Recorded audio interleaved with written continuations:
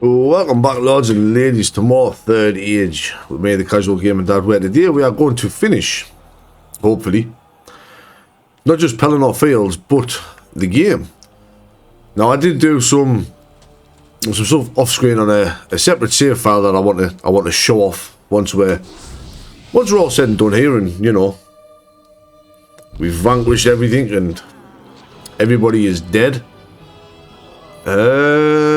How do I play this one?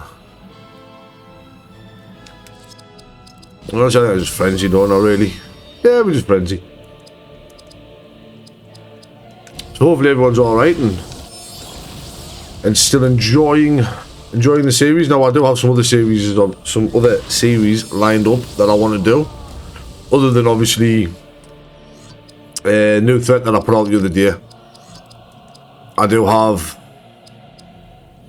a few other ideas for a couple of sort of mini-series, as they were. That won't be out, you know, every day, but often enough still. I should have double attacked with Berthor as well, really. This is a... Yeah, this was a mistake. Oh well. We're committed to it now. Yes, I do have a few ideas for a few other things I do want to do. One of them is going to be another Lord of the Rings game. We can just mountain range that one. Another 2 Lord of the Rings games actually that I've got in mind, along with the new threat mod or a Final Fantasy VII.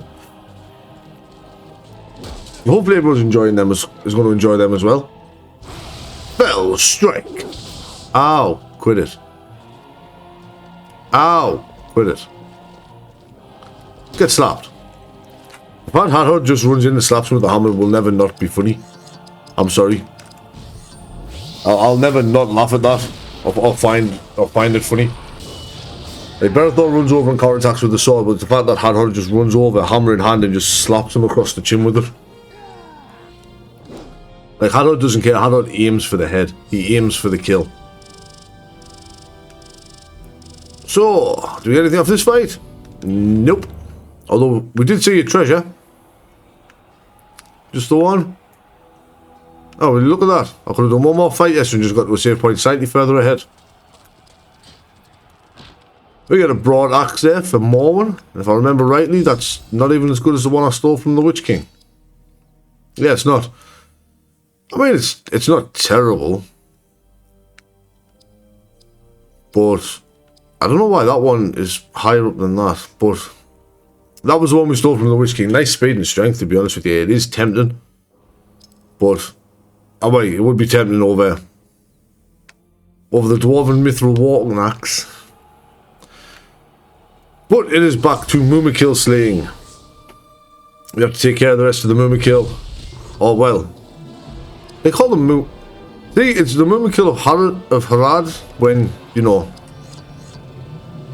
you do it in... When you're doing it like this, when you're playing through the game normally, but you'll see they change that slightly when we eventually come to the evil mode of Pelenor Fields. It's not Mumakil of Harad no more. I love Morwen's 6-hitter, I really do. Just the way she spins the axes around is hilarious. What else has she got? Valorous Cleave? I don't think we've seen Valorous Cleave yet. Have a look at Valorous Cleave. Ba-bum. And that's always guaranteed to land as well. But these things have so much health. And, well, you can see the bloopers live here, as I accidentally skipped the turn instead of actually attacking. Say goodbye to your AP, Berthor. It was nice to have it while we did. Oh, get slapped. Do I need a double attack with her? I do need a double attack with Hathor and all. Oh, Hathor can say goodbye to his AP before we even get a chance to use it. This is one of the ways to get through the Mumakil fights. You do just use your double attacks with your hardest hitting attacks, whatever that may be, and just make sure you've got stand fast on. And they go down not easy, but easier, I guess, would be the phrase. You know, they aren't exactly free fights. They do still hurt if they hit you. And this is why we keep standing fast on that stomp. Did Haddo just not get hit by that? Did Haddo just dodge a stomp and we killed it with a counter attack? That's even better. I'm pretty sure Haddo just dodged that stomp there, you know. I'm almost certain he did.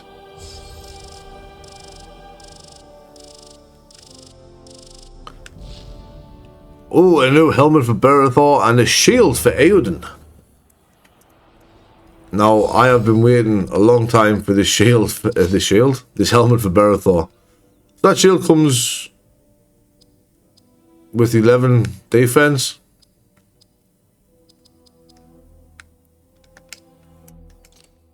Okay, I mean, we're not... He's got his best shield that we've got equipped, so like... The 3rd Age Royal Guard shield, I mean, that's what? There's 11 there. It would make sense if it was that one. I mean, you know, the Myrmidon did stamp on a lot of Rohirrim. But that just kind of tricked us there a little bit, tripped us. But here we have the 2nd Age Fell Númenórean Battle Helm. An ancient helm rumored to be worn by a Nazgul. We lose 1 speed and 1 dex by putting this on. But he looks so much better, like... Berethor's fit is coming together nicely. As you can see, we have a long line of Mumakils still to go, of Mumaks to go. And there's only one of them I want to keep in, so I'll cut to that when we get there. Alright, now that fight's over. We've got nothing for that one. But I will remember to actually heal up my AP this time. Instead of going into battle AP-less like I just did. Which meant I had to think outside the box a little bit. But it was doable. You know, bring Idriel in, Valorous Haste, Berethor. Like, Berethor use an item, Idriel in. Valorous Haste. Idriel's Valorous Haste on Berethor. Loud Water Fury, then we can still get stand fast up so we can't get stunlocked. Get lost with your marble shot. You smelly oaf. Would it be fair to call Urukai orcs and Urukai smelly oafs? Same as trolls, I mean... Oh, I gotta show off something else here. So, these now all have Black Shield, which... Black Shield hurts if you hit them, right? So, in Lightcraft... No, not Lightcraft. Shadowcraft, we have a single target dispel. But Aaron's Dispel in his regular Spiritcraft is AoE for the exact same MP cost. No, sorry, for 10 MP more. My mistake. 10 MP more. And I can be fully... I can get rid of their Dispel fully. I want to have some fun here. I'm going to use Devastating Shield. They may have Black Shield, but I have Devastating Shield. Aiden actually gets one of them himself. His own little Devastating Shield that only... It can only be used on himself, obviously. You can't use it on everybody else. But... it does allow us to be a little bit more lenient with my turn efficiency here as far as abilities and that goes, so I don't mind, to be honest.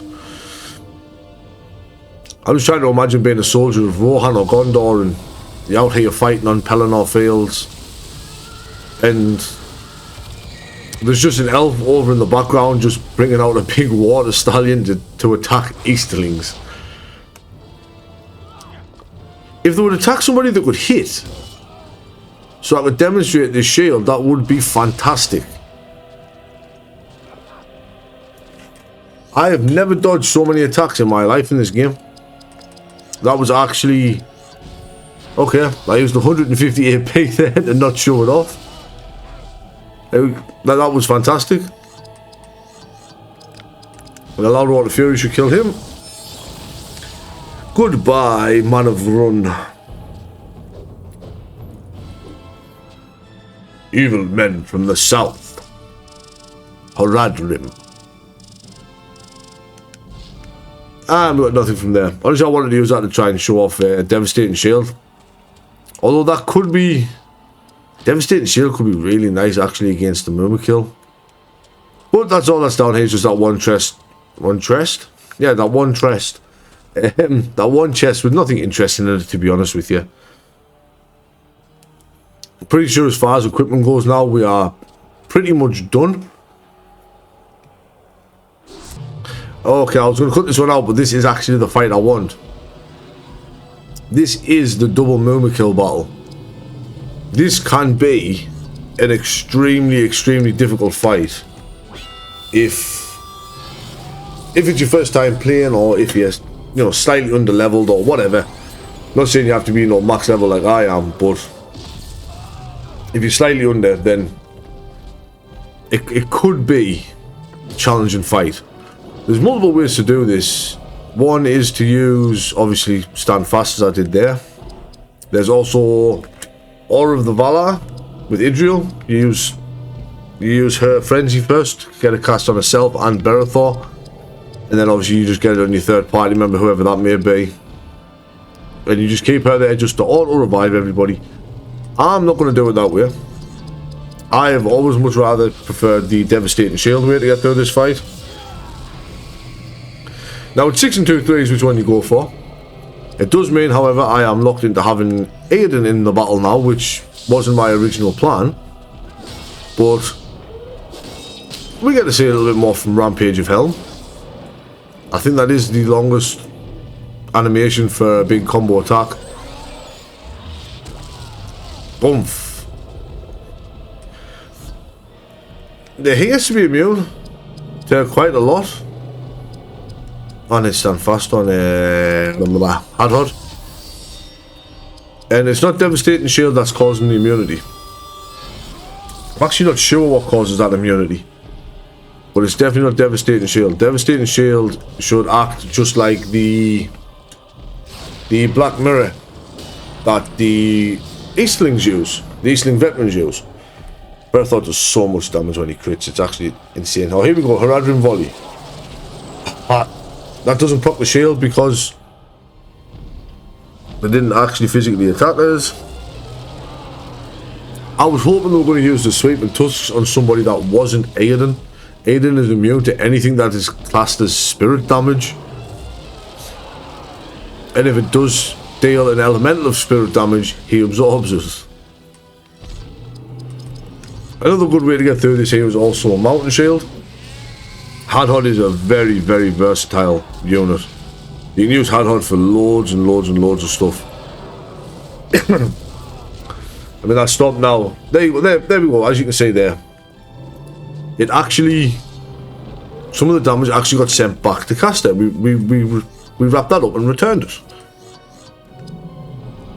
And our shields are still there. It's either Inspiring Grace or Grace of the Mirrors that's causing him to just not care. And we can just stay in battle indefinitely like this until the shields break. But it's going to take some breaking to break the shields. The Murmurkill don't hit that hard. It's their stuns and their AP drain and that is the problem. Like I said, there's other ways you can do this. You don't have to do this the way I've done this at all. In fact, other ways might be quicker. I say I was hoping that Aiden wasn't actually going to be in the battle here. I was hoping for Elgos for his true shot. But, you know, this is the hand we have been dealt, so this is the hand that I shall deal with.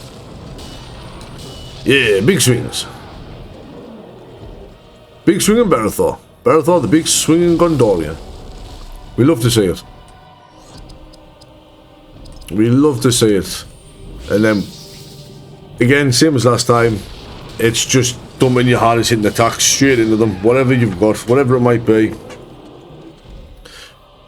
Just put them straight into the Murmurkill there and get stomped. But again, I have Devastating Shield. So I really don't mind. Guys, as I say, Berethor's Mountain Shield has been broken. Hadhod's is still going strong though. Hadhod's shield is most definitely still going strong. A rampage of Durin's folk. Catch that hammer. Honestly, it's the way he throws that hammer in the air for that attack. I don't know what it is. It shouldn't work. It shouldn't make sense, but it does. And because of that, I think it's fantastic. And unfortunately, I'm about to take up quite a bit more of your time here with True Shot. Nice little flashbang there. Pro tip: don't play this game in the dark. Those flashbangs will indeed hurt. I don't think there's any of his others. I mean, he's got pinning shot that stops counters and shield piercing that lowers defense. But there's not much. I mean, hey, I'll tell you what, we'll use Fangorn. I haven't showed Fangorn routes off yet. We'll use Fangorn routes. That's all it. Don't think he normally shoots an arrow. I think it's just because the Murmurkill are massive. Which is why it seems like there's an animation still playing that isn't playing there. I just think the Murmurkill are too big for the animation to play, so I'll have to find another fight to show that off. And Berethor, slap his knees, hit him in the toes. Hit him in the toes. Get him gone. There we go. I'd say save on a little bit of AP, but honestly I just want to save on a little bit of time for the attack animations there. They're now done, so good experience from that fight though. 500,000. Very good experience. You'll get a few levels from that battle there if you haven't already capped your levels out. Vigor, Venom of Vigor and a File of Valinor. And as you can see here, there's absolutely nothing between us and the Mountain of Fire now. We are making our way to Orod's Ruin, as far as the screen is concerned there. There's plenty for the both of us. May the best dwarf win.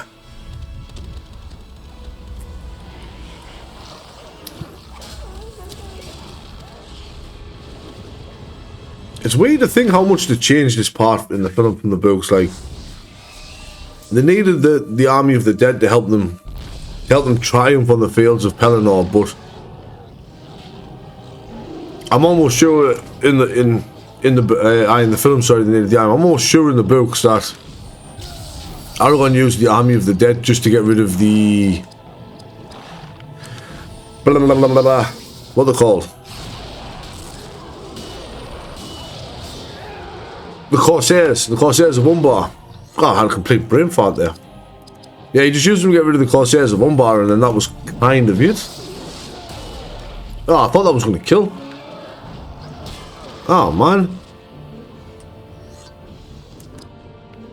Mormon will kill a 30 AP. Yeah, Mormon's AP is looking a bit fresher than Hadhod's there. Yeah, they used them to get rid of the Corsairs of Umbar. Most of them jumped into the water, terrified of, you know, fleeing before the army of the dead in terror. But then again, the films did change a little bit here and there. Not that I'm saying what the films changed is bad. I did enjoy some of the changes they made. I will preface that. I did enjoy quite a few of the changes. It's just weird that there's so much focus put on the army of the dead.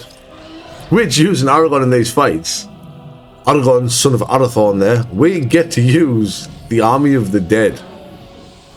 And he has enough AP, and honestly he's got a load of health as well. And here we go.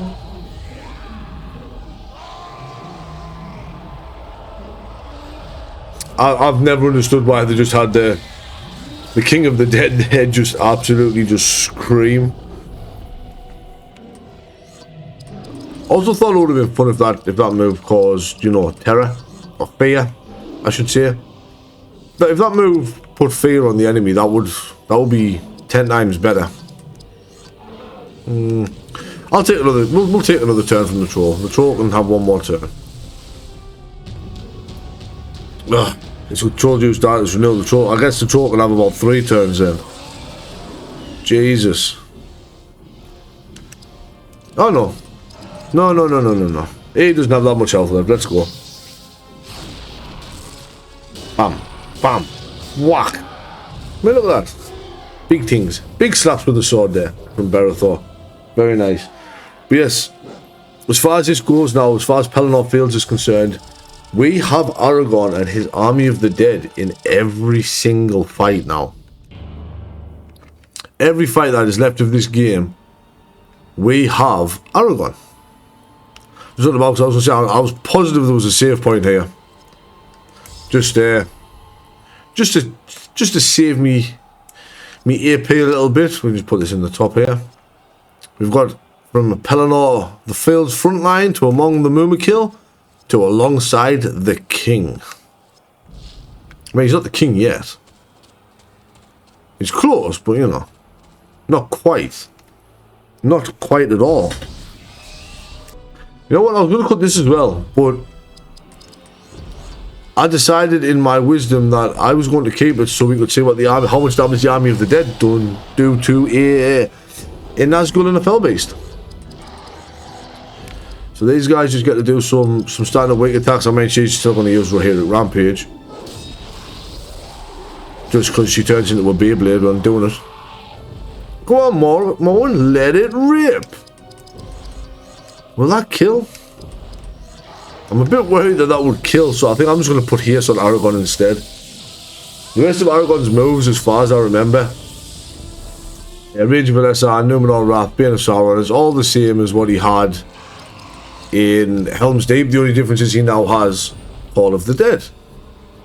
And as you can see, his health and AP, it hasn't regen because I used a save point. It regen because that's just what Aragon's health and AP does at this point in time. Aragon does just auto regen, which is nice. You know, it's one less thing that I have to worry about. Unfortunately, he doesn't get a victory screen though, like Idril did there. But his army of the dead is enough to kill an Nazgul, at least we know that. Oh, we get the bronze crease of battle for Morwen after that one.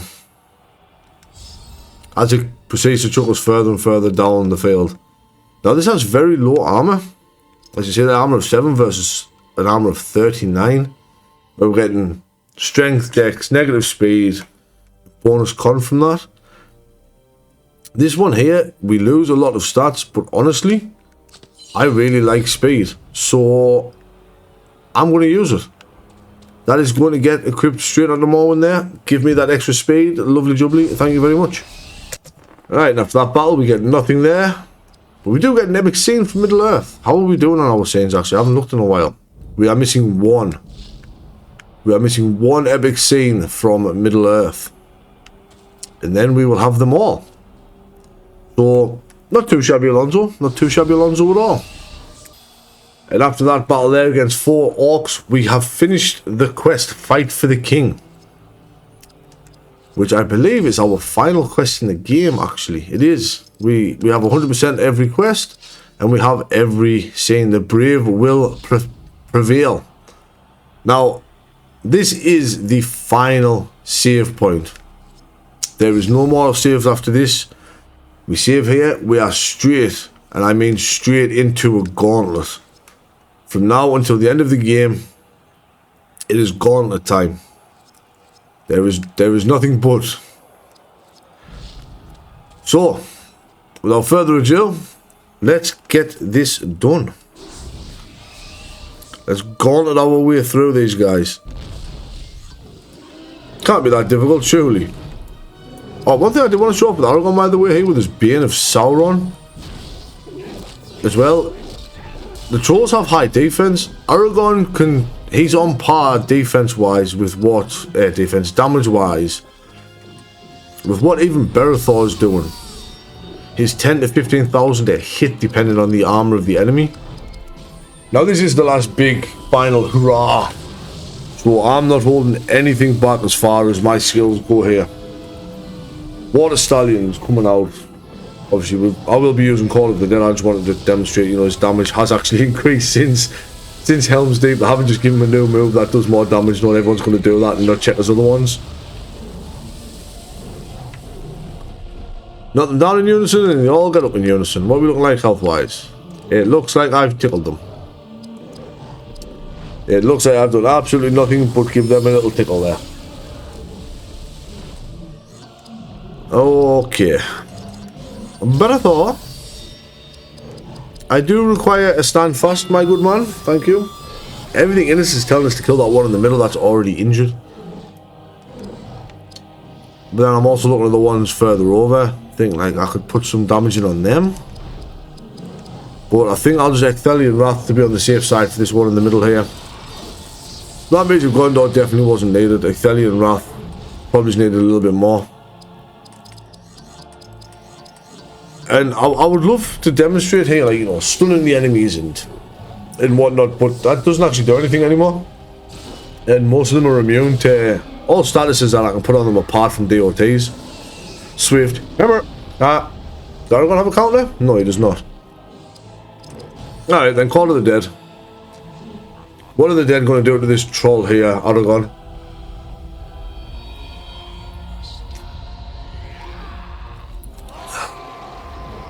What are we looking at? Probably going to finish the fight with that in the two water horses, to be honest with you, two water stallions, but I really wanted to show off his Bane of Sauron still actually doing damage. Right, he's not got much left, so another Ecthelian Wrath, and if he's still alive after this, I'll take him out with a Dwarven Cleave. He did not survive that. So, that's pretty good for us. That is pretty good for us. I mean, not like, you know, I was worried I would have still won the fight, but, you know. Here we are.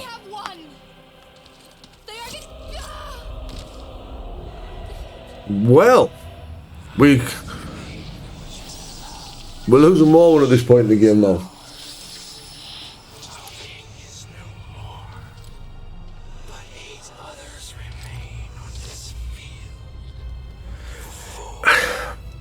I don't know how I feel about this fight. Like, or I shall finish what I should have done. Realistically, there's nothing the matter with it. It fits, you know, the Nazgul couldn't take Berthor, so they're just going to take Morwen instead. But at the same time, it's like...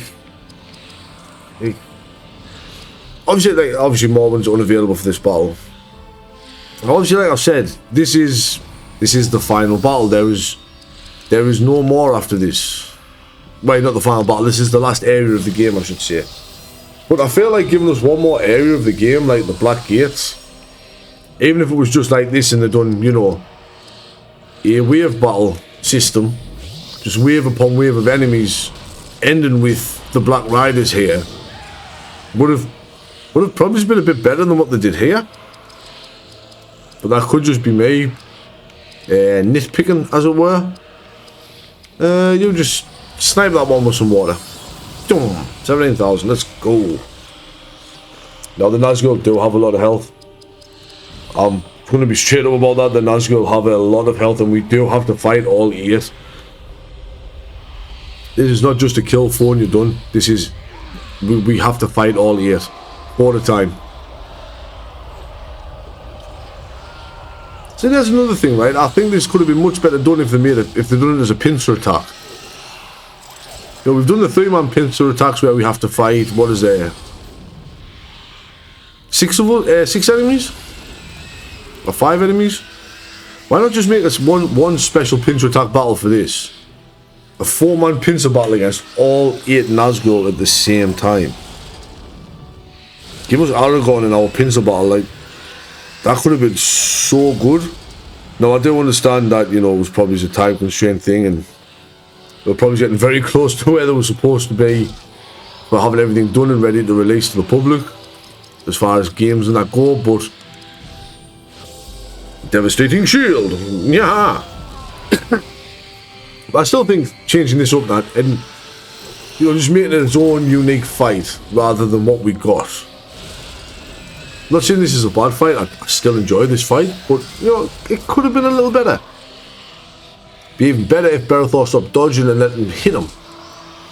They hit you, they take damage, you heal. You counter and heal rather, right? That is the play we're going for here, Berthor. Am I about to say my Idriel fall to the floor dead here? No, I'm not. I was gonna say, like, what? I guess I'm healing with Idril then. Wasn't planning on using Gift of the Grey Haven here.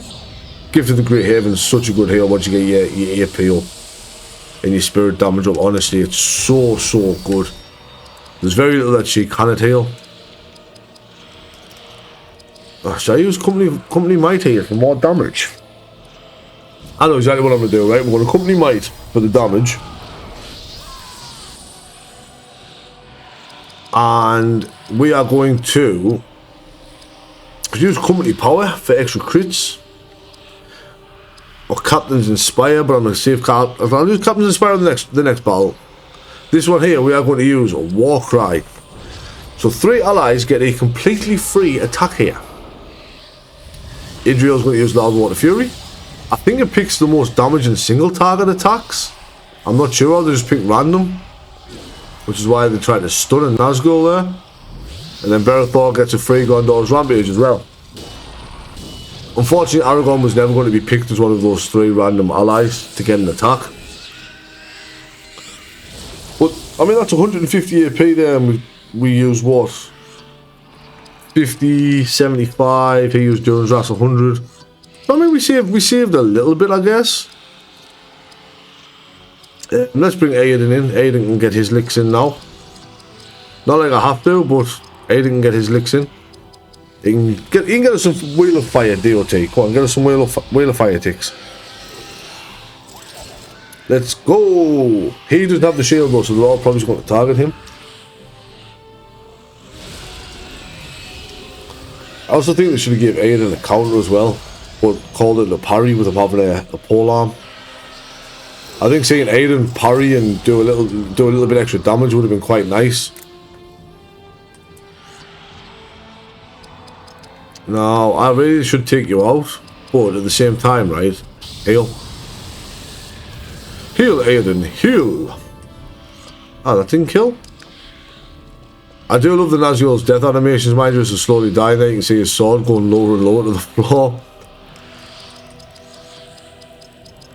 So will Northern Storm here. Obviously, I'll make the battle against the next 4 a bit quicker. This one, I'm literally just running it a bit longer just because I can.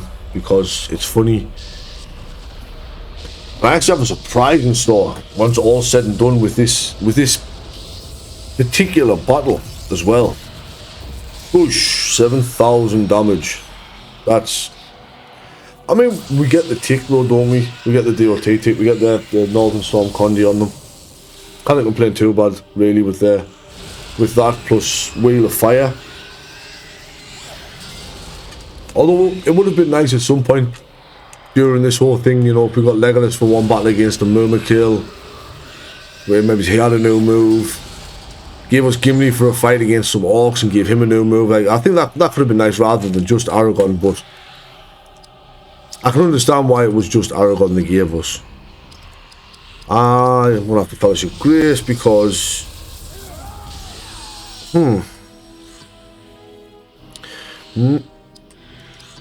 I didn't have to Fellowship Grace there at all. I would like to demonstrate a very nice ability that Aiden has here, right? And it is Sacrifice Reserves, where we turn HP into missing AP. So as you can see here, I used the move. It just glitched out on this battlefield apparently. As you can see, everyone has lower health, but everyone's AP is starting to look a bit fuller. But then he also has a move called Scatter Health.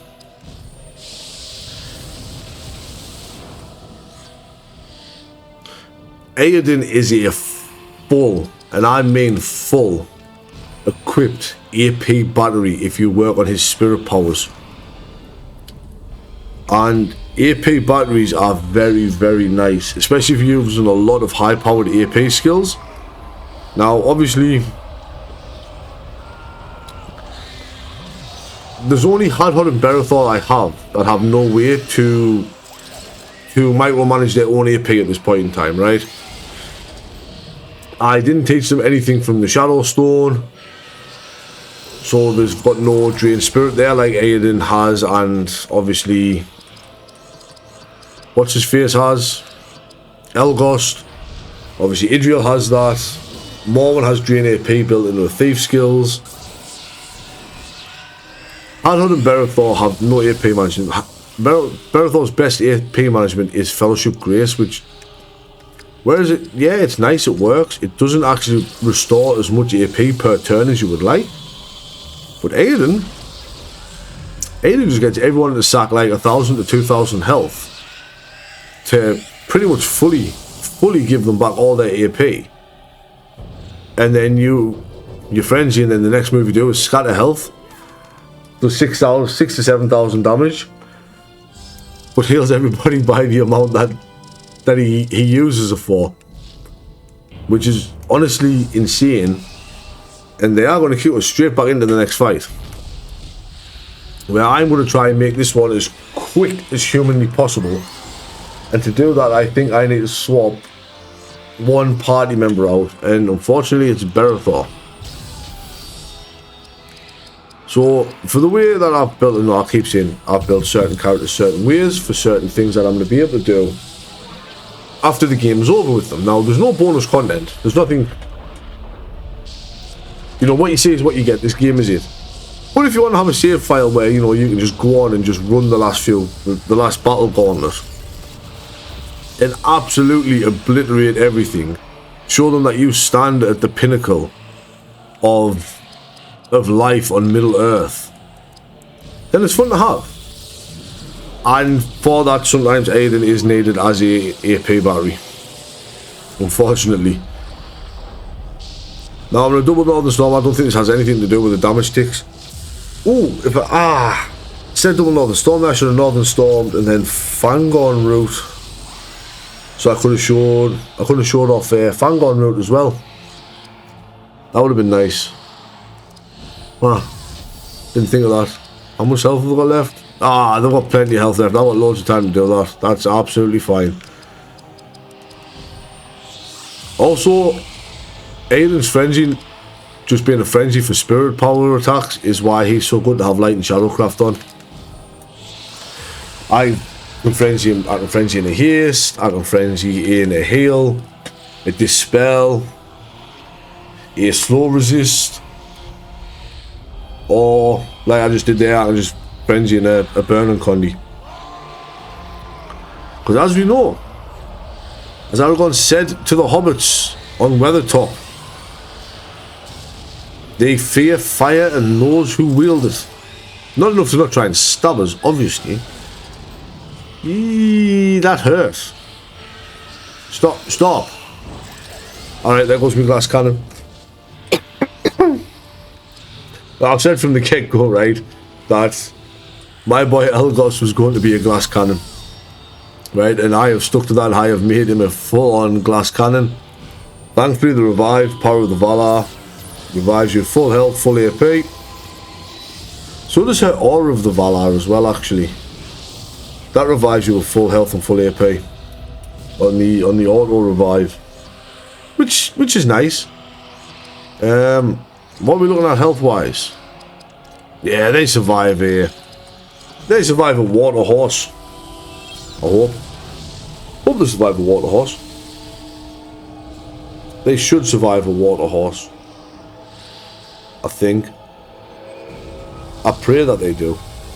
Now, you could make this fight easier by using a Morgul Decay to get rid of their armor, but I'm not using full Morgul Decays when I can just do it this way.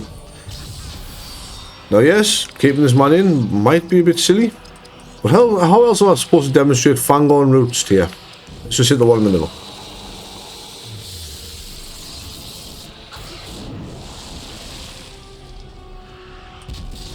There it is. So we didn't get that before with the Mumakil.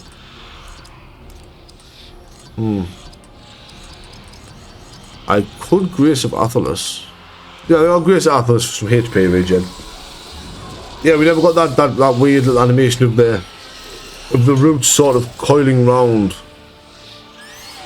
like we just did there, which honestly is the only reason I wanted to show it off against the Mumakil. I just didn't realise the memory cube were too big to see that animation. God, this might be a long video again. I might actually have to hurry this fight up here. Just to get through it. Nazgul scream. Nazgul stab. Nope, you miss. Oh my god. How many turns are these guys going to get? Are they done yet? Look at all that damage they took because of Northern Storm and everything. That's actually crazy. Well, I don't know what to do here. I actually don't know what to do. What about Banner of Elendil? Shall we show off the Banner of Elendil now? Going in the final boss. Yeah, we'll do this. Let's do the Banner of Elendil. Yeah, that was the attack. That is the final perfect mode ability. That is what we rescued from the Minas Tirith throne room. Was that 21,000 damage AOE? That's it, and that's all it did. And now you understand why I never ever use my perfect modes. I just let it sit there. I mean, yeah, it's sure. I'm sure it can be a great little saver in a pinch, but it's also messed up me sidebar because it says the enemies are stunned when they're clearly not, because they were immune to the stun, which I'm really not happy about. Not the fact that they were immune to the stun, just the fact that it's messed up me sidebar, because now I don't know where I'm at. But that should be the end. There we go. The end of the Nazgul. Ring race no more. Go on, off you float. Float them into the air and disappear. Go on. I have the power to kill you. There we go. Kill them? No, no. Better not kill them. It's like, I can. Watch this golem, I can kill them.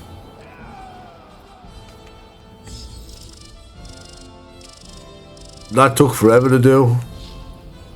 And we got 4 elf medicine for it. What a fantastic bonus. And Morwen's dead. Were you one of the 4 elf medicines we just got? No? A Morgul blade. I was too late. The hands of a healer are the hands of a king.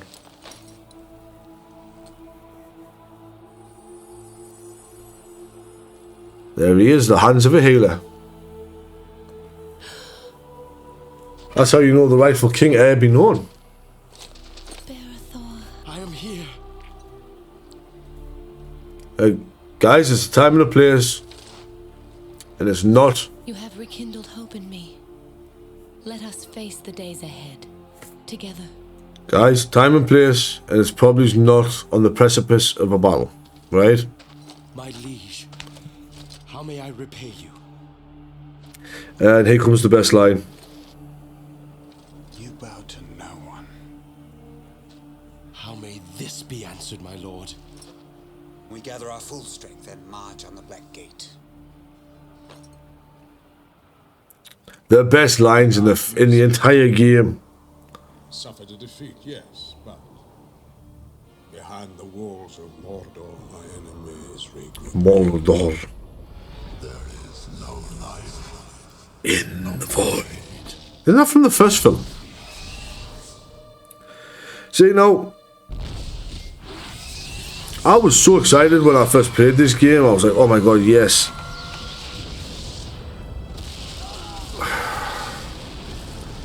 I get to go. Man, that really sucks. He has sealed all my spirit-based attacks. And look at that, another reason why Elgar should be built in the spirit. True Shot's a spirit-based attack.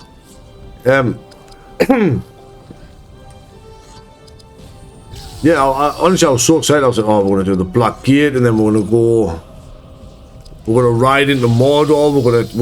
We're gonna challenge the orcs and Sauron in Mordor. Like, this is gonna be so cool. No, we get teleported to the top of Barad-dûr to fight a giant eye. That is it. The giant eye that, by the way, has insane armor. But I wasn't planning on letting him keep this armor. I'll be completely honest with you. His armor is going to go bye-bye. There's a few ways you can do this, and I'm going to show you my favorite way. Which starts with the Morgul Decay and includes having not Aerin in the battle, but Morwen. And eventually Hadhod. I am going to beat this man down. I'm going to beat this eyeball down with my hardest hitting characters as quick as humanly possible. This is my plan. Now look at the difference in damage once you got rid of his armor. Now obviously she doesn't have the guaranteed crits due to the fact that I no longer have the perfect mode available to us. That's, you know what, that's fine. Hadhod. Now Hadhod, if you would be so kind as to scroll through my items, I have some Maya Embers that causes light spirit damage. Would you so kindly use them on yourself?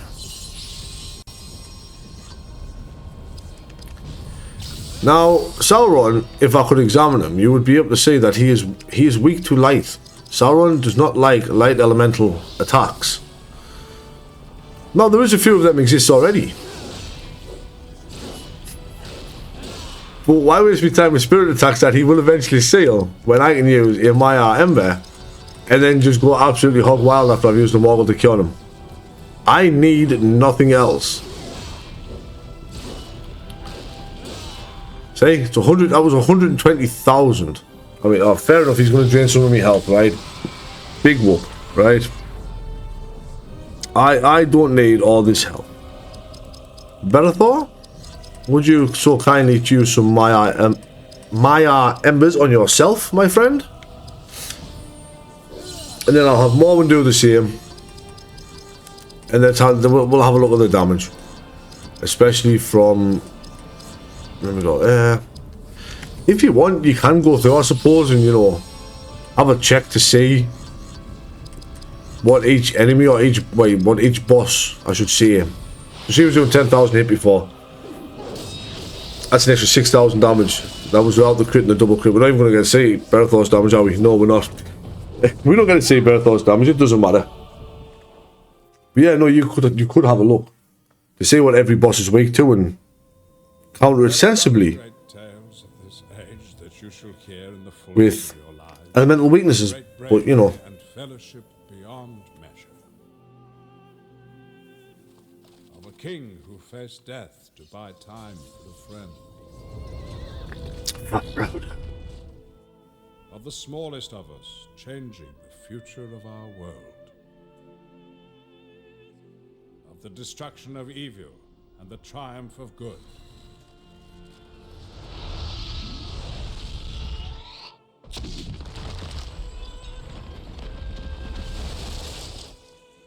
Of the departure of the elves from the history of man.